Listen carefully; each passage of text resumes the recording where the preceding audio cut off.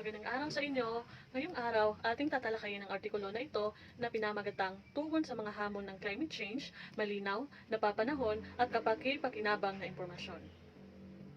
So ayon sa artikulo na ito, napakalaki ang kinakaharap ng ating bansa dulot ng matinding pagbabago ng klima o mas kilala sa tawag na climate change. Tinalakay rin sa artikulo na ito ang mga sanhi at bunga ng isyong ito at kung paano nito naapektuhan ang ating bansa. Nilinaw din dito ang mga konseptong napapaloob sa climate change. So, dahil sa artikulo na ito, marami ang mensaheng nais nitong iparating.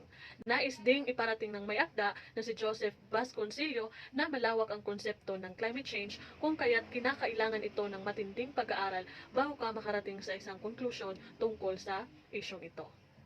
So nais din parating ng kalikasan sa pamamagitan ng artikulo na ito na sobrang lala na ng dulot ng climate change sa ating bansa. So bilang isang Pilipino, narapat lamang na tumulong tayo upang mabawasan ang masasamang dulot nito. So dapat ay simulan natin ito sa ating sarili. Mamuhay tayo ng may disiplina sa kalikasan dahil walang ibang maapektuhan ng isyong ito kung hindi tayo rin ding mga tao na naninirahan sa bansang ito. Yun lamang po, maraming salamat.